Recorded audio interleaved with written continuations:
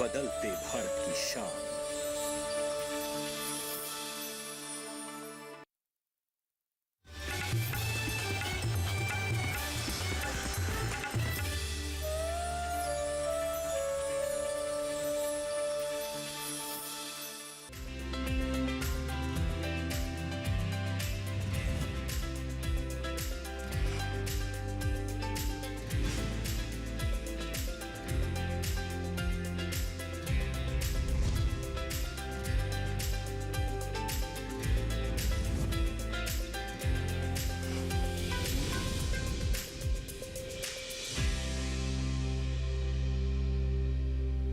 नमस्कार, दूरदर्शन किसान चैनल पर मैं अदिति शर्मा आप सभी का स्वागत करती हूँ।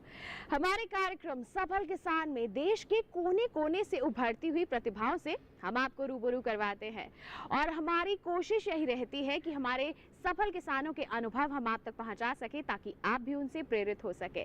बता दें, आज के जो हमारे सफल किसान हैं वो गाय आधारित प्राकृतिक खेती करते हैं, प्रगतिशील किसान हैं। नाम है इनका विजेंद्र सिंह दलाल।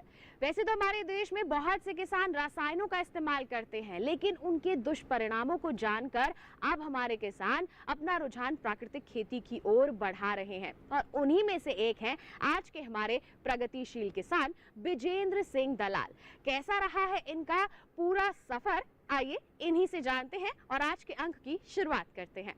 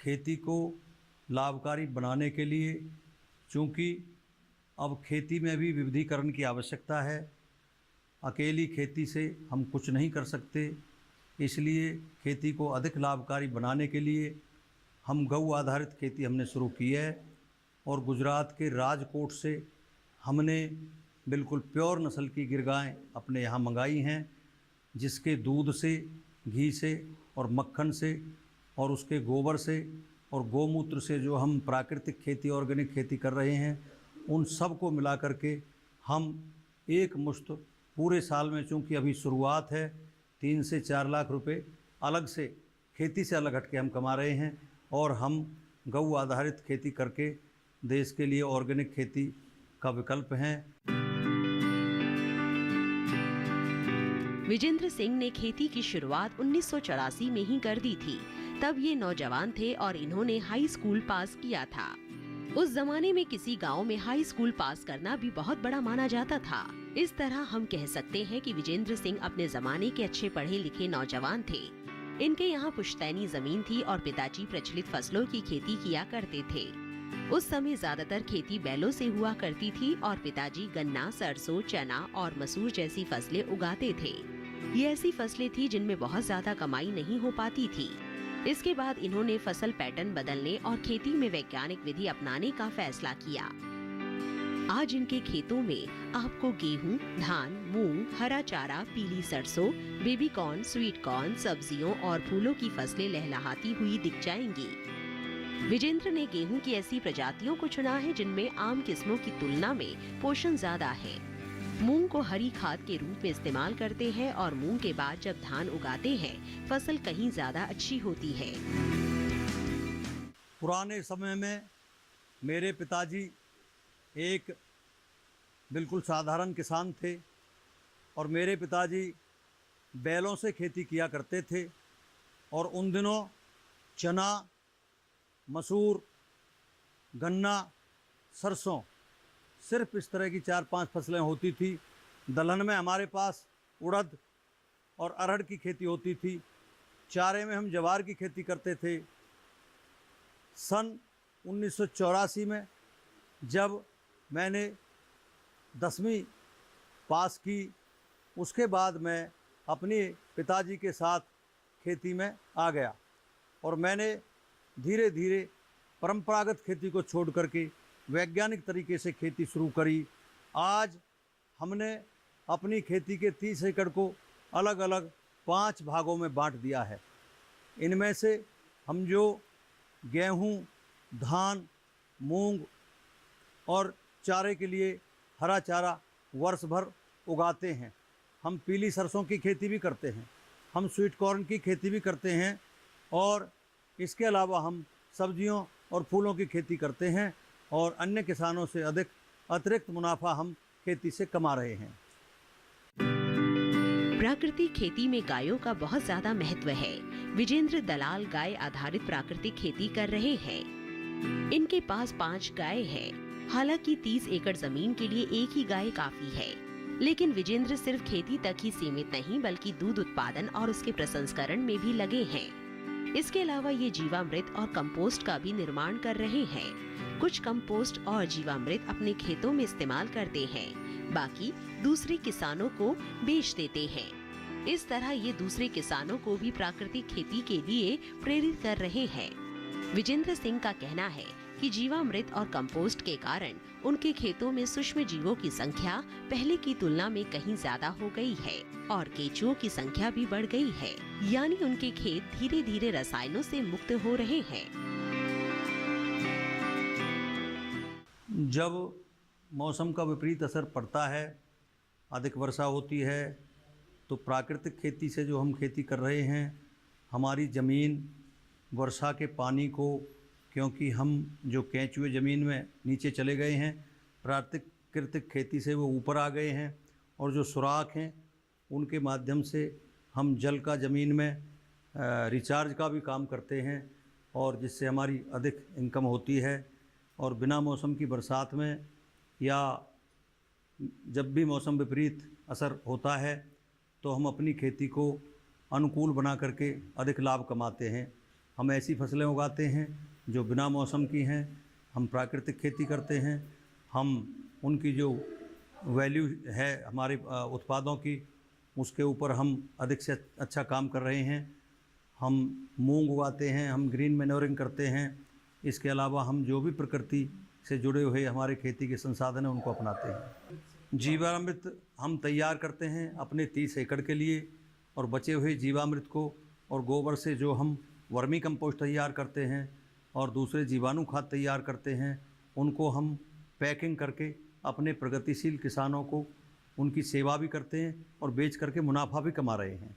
इसलिए गाय से ये एक अच्छी इनकम हो सकती है और हम रासायनिक खादों से urea, DAP, potash, zinc sulphate इन सब से बच रहे हैं और हमारी ज़मीन के अंदर मित्र कीट बढ़ते जा रहे हैं।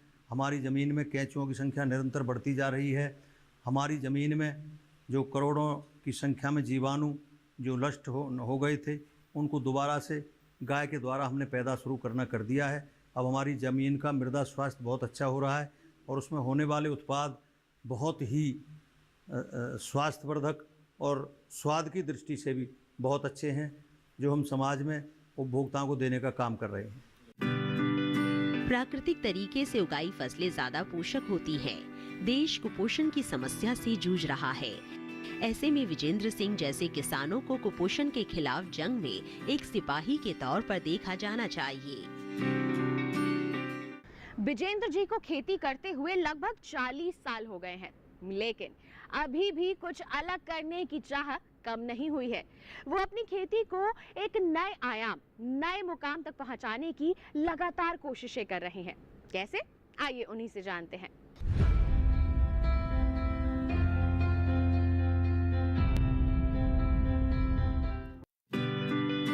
विजेंद्र ने खेती का जो तरीका अपनाया है उसे एकीकृत कृषि प्रणाली के नाम से भी जाना जाता है। एकीकृत कृषि प्रणाली फसल विविधता के सिद्धांत पर काम करती है। फसल विविधता का मतलब है कई तरह की फसलों को उगाना जिसमें फलों के पेड़ भी शामिल हो। इसके अलावा पशुपालन भी एकीकृत कृषि प्रणाली का ही हिस्सा है। विजेंद्र सिंह अन्न भी उगा रहे हैं, दलहन की खेती भी कर रहे हैं, तिलहन की भी, फलों की भी, फूलों की भी और सब्जियों की भी। इससे उन्हें साल भर लगातार आय मिलती रहती है और मिट्टी की सेहत भी बनी रहती है, क्योंकि अगर बार बार एक ही तरह की फसलें उगाते रहेंगे तो मिट्टी में एक ही तरह के पोषक तत्वों की कमी हो जाएगी, जिसका असर उसकी उपजाऊ शक्ति पर पड़ेगा। विजेंद्र के पास अभी सिर्फ 5 देसी गायें हैं, लेकिन वो भविष्य की ओर देख रहे हैं। अभी हमारी शुरुआत है। मेरे पास अभी 2 गिर नस्ल की गाय हैं, एक राठी है। मेरे घर के पास भी एक छोटा सा मेरा गऊ रखने का एक जगह है, वहाँ पर 2 साहिवाल नस्ल की गाय हैं। इन सब को मिला करके अभी शुरुआत है और हम 3 गायों से अभी तकरीबन 40 लीटर दूध निकाल रहे हैं और 40 लीटर दूध को निकाल करके 10 लीटर घर में प्रयोग करते हैं। 23 लीटर को हम अलग अलग दही, छाछ और मक्खन बना करके उपभोक्ताओं को देते हैं। और भविष्य में हम अपना एक नंदी भी लेकर के आए गुजरात से, राजकोट से। ये राजकोट से गाय मंगाई है हमने। हम धीरे धीरे अपनी जो है ना इनकी संवर्धन करेंगे और जो बछड़ी होंगी उनको ला करके एक बहुत बड़ी गौशाला गिर नस्ल की हम खोलने के लिए प्रयास कर रहे हैं। जो गौशाला आने वाले 5 वर्षों में हम गुजरात से और भी गाय लाएंगे इसी तरह के ब्रीड और उनका नाम भी रखेंगे। हमारा प्रयास है कि हम 2 वर्ष के भीतर कम से कम 200 गिर नस्ल की गाय ला करके इस क्षेत्र में काम करेंगे। विजेंद्र सिंह सब्जियों में लाल और पीली शिमला मिर्च उगा रहे हैं। इसके अलावा खीरा और टमाटर की भी खेती कर रहे हैं। सब कुछ आधुनिक विधि से हो रहा है। दूसरी ओर किसानों को अक्सर अच्छे भाव न मिलने की शिकायत रहती है। उनकी ये शिकायत जायज भी है। मंडी में बेची गई फसल अंतिम खरीदार यानी उपभोक्ता तक पहुंचते पहुंचते काफी महंगी हो चुकी होती है, बल्कि कुछ फसलों के दाम में तो कई गुना बढ़ोतरी दर्ज की गई है। इसकी वजह ये है कि खेत से लेकर उपभोक्ता तक कई तरह के बिचौलियों की एक श्रृंखला मौजूद है। इस श्रृंखला के सभी पात्रों को अपना अपना मुनाफा चाहिए होता है। कम भाव की समस्या से निपटने के लिए विजेंद्र सिंह सीधे उपभोक्ता से जुड़ने की योजना पर काम कर रहे हैं। मैंने उसमें पीली शिमला मिर्च, लाल शिमला मिर्च, इसके अलावा मैंने उसमें खीरा, टमाटर, फूलों की खेती और मैंने जो हाईटेक में किसानों को उनके पौधे तैयार करके उनके खेतों में दिए थे, उससे मुझे बहुत मुनाफा हुआ और यहाँ के किसान भी उससे बहुत फ़ायदा उठा करके गए थे। इसके अलावा एक पैक हाउस था मेरे पास। उस पैक हाउस में हम अपनी सब्जियों को तोड़ करके वहाँ रखते थे और फिर सुबह हम उनको बाज़ार में बेचते थे। अब मैं आने वाले अभी 2-3 महीने में एक आउटलेट अपना एक पॉश मार्केट में खोलने जा रहा हूँ और हम अपनी ताज़ा हरी भरी सब्जियों को अपने आउटलेट पर जा कर के बेचेंगे। और हमारे कुछ किसान मिलकर के हमने एफपीओ भी बनाया है। एफपीओ बनाने का काम हमारा बहुत तेज़ी से प्रोसेसिंग में है। एफपीओ में हम 300 किसान मिलकर के विभिन्न प्रकार की हरी सब्जियां और फूल उगा करके बेचेंगे। एक एफपीओ हम ऑर्गेनिक खेती के लिए तैयार कर रहे हैं, एक एफपीओ हम फूलों की खेती के लिए तैयार कर रहे हैं। हम फूलों की खेती से भी लाभ कमा रहे हैं। सरकार हमें निरंतर फूलों की खेती पर अनुदान दे रही है और बाजार के रास्ते सरकार खोलने के लिए हमारे साथ काम कर रही है।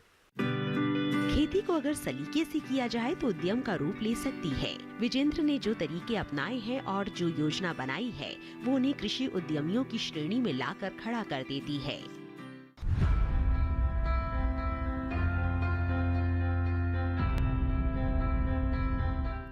कार्यक्रम में फिलहाल वक्त हो चला है एक छोटे से ब्रेक का। आप कहीं मत जाइए। ब्रेक के बाद हम आपको बताएंगे कि हमारे प्रगतिशील किसान ने कैसे सरकारी योजनाओं से ज्यादा लाभ लिया है। बने रहिए दूरदर्शन किसान पर, देखते रहिए कार्यक्रम सफल किसान।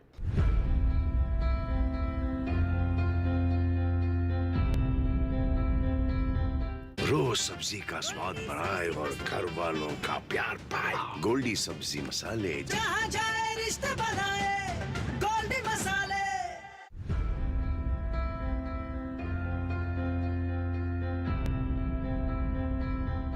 ब्रेक के बाद दूरदर्शन किसान के कार्यक्रम सफल किसान में आप सभी का फिर से स्वागत है। हमारे देश का किसान उन्नत हो सके, इसके लिए हमारी सरकार द्वारा ढेरों योजनाएं चलाई जा रही हैं और कई योजनाओं में तो आर्थिक सहायता का प्रावधान भी दिया गया है। ऐसी ही कई योजनाओं का लाभ लिया है आज के हमारे प्रगतिशील किसान ने। आइए इसके बारे में उन्हीं से जानते हैं।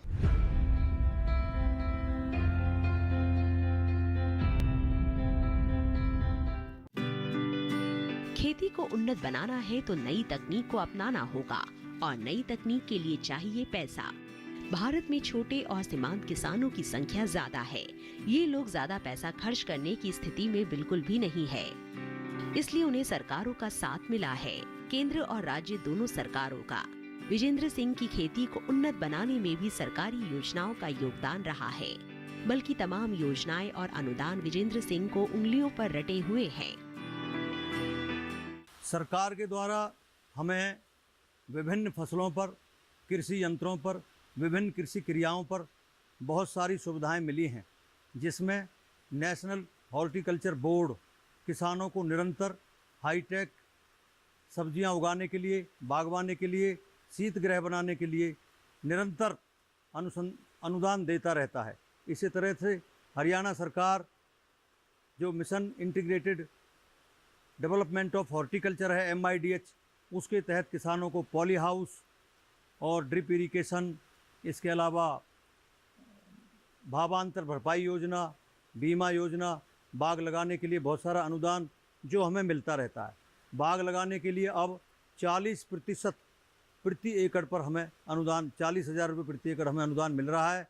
इसके अलावा मेरा पानी मेरी विरासत, जो लोग धान छोड़ करके अन्य फसलें उगा रहे हैं, उसमें जो बागवानी की खेती करते हैं उसमें 40,000 बागवानी सरकार की तरफ से मिलता है, हरियाणा सरकार की तरफ से, और 7,000 रुपया मेरा पानी मेरी विरासत में धान छोड़ करके जो हम बाग का काम करते हैं तो उसमें मिलता है। हरियाणा में प्राकृतिक खेती सतत कृषि रणनीतियों को बढ़ावा देने के लिए भी एक योजना काम कर रही है। साथ ही मुख्यमंत्री प्रगतिशील किसान सम्मान योजना भी है। विजेंद्र सिंह प्राकृतिक खेती करने वाले प्रगतिशील किसान हैं। ये दोनों ही योजनाएं उनके काम आने वाली हैं।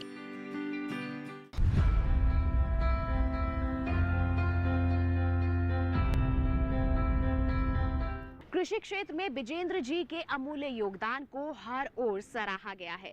उन्हें मिले पुरस्कारों की फहरिस्त तो काफी लंबी हो चुकी है। जिला स्तर से लेकर राज्य स्तर और राज्य स्तर से लेकर राष्ट्रीय स्तर तक उन्हें हर जगह से पुरस्कार मिले हैं।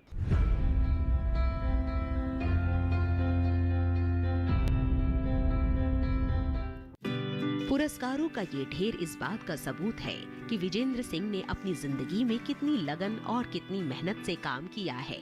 उन्हें 2005 में देवीलाल पुरस्कार से सम्मानित किया गया। जिला सतह पर दिए गए इस पुरस्कार में 25,000 रुपए, एक सर्टिफिकेट और एक मोमेंटो दिया गया। 2001 और 2002 में लहसुन उगाने के लिए उन्हें पुरस्कृत किया गया। हरियाणा कृषि विश्वविद्यालय हिसार में आयोजित एक कार्यक्रम के दौरान उन्हें उत्कृष्ट किसान पुरस्कार दिया गया।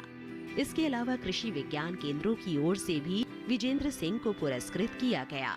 राष्ट्रीय स्तर पर भारतीय कृषि और खाद्य परिषद के माध्यम से भारतीय कृषि अनुसंधान संस्थान के मेले में उन्हें पुरस्कार मिला। इसके साथ ही हरियाणा के मुख्यमंत्री की ओर से इनोवेटिव फार्मर का पुरस्कार दिया। 2013 में हरियाणा सरकार की ओर से गेहूं और धान की फसलों के दरमियान मूंग की विशेष किस्म उगाने के लिए उन्हें पुरस्कृत किया गया। धान की सीधी बिजाई के लिए भी राज्य स्तर पर विजेंद्र सिंह को पुरस्कार मिल चुका है। हम जब खेती में पूरी तत्परता से काम करते हैं तो हमारी सरकारें, राज्य सरकारें और केंद्र सरकार हमें समय समय पर अच्छी खेती करने के लिए ट्रेनिंग देती है। ट्रेनिंग के साथ साथ एक्सपोजर विजिट करवाती है, एक्सपोजर विजिट के साथ साथ हमें, जब हम सफलता की तरफ बढ़ते हैं तो सरकार हमें, जब भी कोई कृषि मेले लगते हैं या कृषि को समर्पित कोई कार्यक्रम होते हैं, उस समय हमें सर्टिफिकेट, प्रशस्ति पत्र और हमें अनुदान के रूप में सम्मानित करने का काम भी हमारी सरकार करती है, जिसके लिए मुझे, जब मैं सन 84 में खेती शुरू की युवावस्था में, उसके बाद मुझे लगातार कृषि विज्ञान केंद्र, कृषि विभाग, हमारा कृषि विभाग हरियाणा चंडीगढ़, हमारा कृषि विश्वविद्यालय हिसार, इसी प्रकार से हमारे बागवानी विश्वविद्यालय, भारतीय कृषि अनुसंधान संस्थान, कृषि मंत्रालय भारत सरकार। विजेंद्र सिंह के पास जानकारी का खजाना है और यही जानकारी उन्हें बाकी किसानों से अलग करती है। इसी जानकारी के आधार पर उन्होंने संरक्षित खेती में भी जबरदस्त काम किया है। इस संबंध में उनका काम इतना चर्चित हुआ कि भारत सरकार ने उन्हें दूसरे चुनिंदा प्रगतिशील किसानों के साथ इजराइल के दौरे पर भेजा था। सरकार ने हमें इजराइल में सन 2013 में भेज करके संरक्षित खेती और माइक्रो इरिगेशन, टपका सिंचाई के माध्यम से खेती की ट्रेनिंग के लिए भेजा था। और इजराइल सरकार ने भी हम प्रगतिशील किसानों को और मुझे वहाँ से प्रशंसा पत्र दे करके अपने देश के माध्यम से सम्मानित किया था। कोई भी पुरस्कार सिर्फ एक अकेले किसान का सम्मान नहीं होता, बल्कि ये दूसरे किसानों को प्रेरित करने का माध्यम भी बनता है। विजेंद्र सिंह को मिले पुरस्कार भी न जाने कितने किसानों के प्रेरणा स्रोत बने होंगे।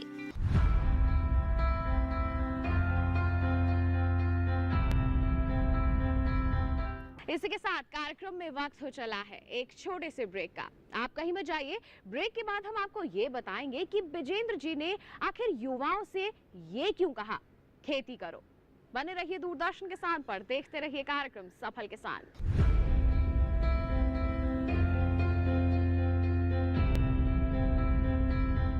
रोज सब्जी का स्वाद बढ़ाए और घर वालों का प्यार पाए। गोल्डी सब्जी मसाले, जहाँ जाए रिश्ते बनाए गोल्डी मसाले।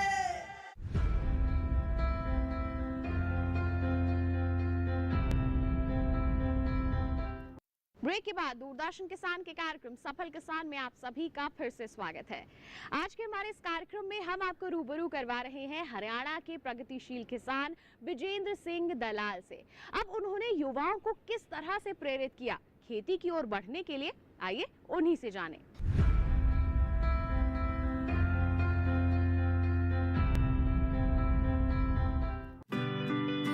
कोई भी सफलता यूं ही नहीं मिल जाती। छोटी सी कामयाबी कई सालों की तपस्या का परिणाम होती है। विजेंद्र लगभग 40 साल से खेतों में पसीना बहा रहे हैं। चूंकि वो गौ पालन भी कर रहे हैं, इसलिए मेहनत और बढ़ जाती है। सुबह सवेरे ही उनका दिन शुरू हो जाता है और फिर शाम तक कभी पशुओं की तो कभी खेतों की देखभाल करनी होती है।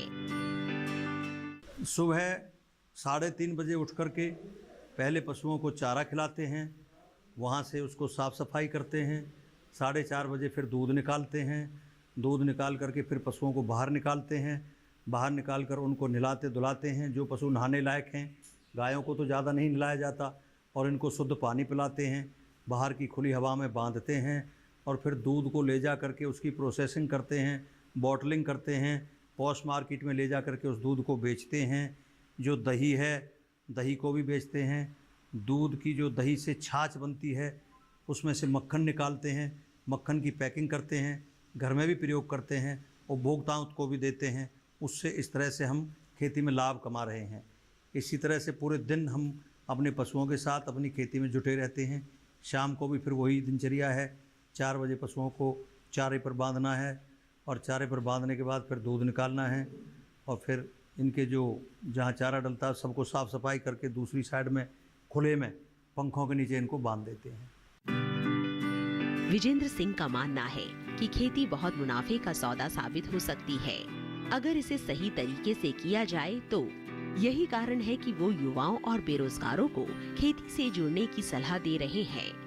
खेती अब सिर्फ चुनिंदा फसलें उगाने तक ही सीमित नहीं है, बल्कि डेयरी व्यवसाय, फल उत्पादन, फूल उत्पादन, मछली पालन और शहद उत्पादन भी इसी के साथ जुड़े हुए हैं। ये सारे व्यवसाय मिलकर कृषि क्षेत्र को लाभकारी बनाते हैं और किसान को दौलतमंद।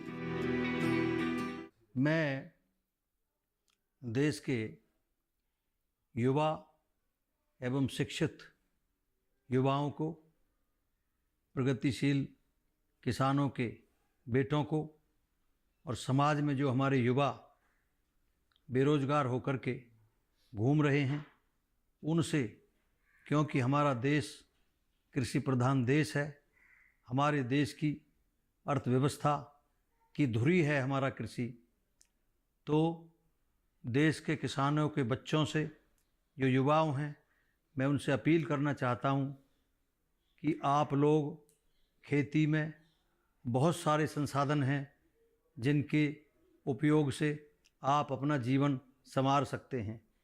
डेयरी उद्योग, डेयरी में भी डेयरी का प्रसंस्करण उद्योग, घी, मक्खन, पनीर, छाछ, लस्सी और दुनिया भर के उत्पाद बना करके लाभ कमा सकते हैं। फूलों की खेती में जा कर के फूलों में भी प्रसंस्करण के बहुत सारे अवसर हैं, उनको खोल करके लाभ कमा सकते हैं।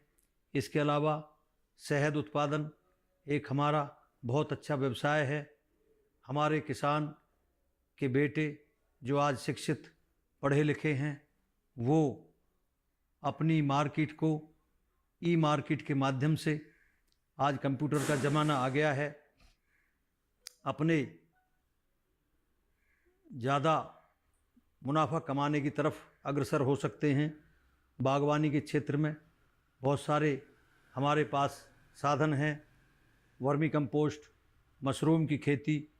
इसके अलावा हमारे किसान अपने कृषि उत्पादों को गुणवत्तापूर्ण बना करके पैकिंग के माध्यम से विदेशों में भेज करके अधिक लाभ कमा सकते हैं। कोरोना संकट के दौरान बहुत से लोगों की नौकरियां एक झटके में चली गई। इसने लोगों को स्वरोजगार की ओर प्रेरित किया, बल्कि बहुत से लोग तो शहरों को छोड़कर फिर से गांवों में आ बसे, नए तरीके से खेती करने के लिए। विजेंद्र सिंह का युवाओं को खेती की ओर प्रेरित करना एक तरह से उन्हें स्वरोजगार के लिए प्रेरित करना ही है। तो ये थे हमारे आज के सफल किसान विजेंद्र सिंह दलाल। हम उम्मीद करते हैं कि इनकी कामयाबी की दास्तान को जानकर आप इनसे जरूर प्रेरित हुए होंगे। और किसान भाइयों बहनों, हम आपसे वादा करते हैं कि ऐसे ही प्रेरणादायी किसानों की दास्तानें हम आपके लिए लेकर आते रहेंगे और आपके हौसले को और भी ज्यादा बुलंद करते रहेंगे। इसी के साथ आपको बता दें कि अगर आप दोबारा देखना चाहते हैं हमारा ये कार्यक्रम, तो रुख कर सकते हैं आप हमारे YouTube चैनल का। साथ ही अगर ऐसी ही कोई दास्तान हम तक आप पहुंचाना चाहते हैं तो आप हमें ईमेल कर सकते हैं। ईमेल आईडी है safalkisandd@gmail.com, या फिर आप हमें पत्र भी लिख सकते हैं। पता है हमारा सफल किसान, कमरा नंबर 77, CPC दूरदर्शन, खेलगांव, नई दिल्ली 110049। इसके साथ आज के लिए बस इतना ही। अगले अंक में हम फिर होंगे हाजिर। तब तक के लिए दीजिए इजाजत, लेकिन आप बने रहिए दूरदर्शन किसान पर। नमस्कार।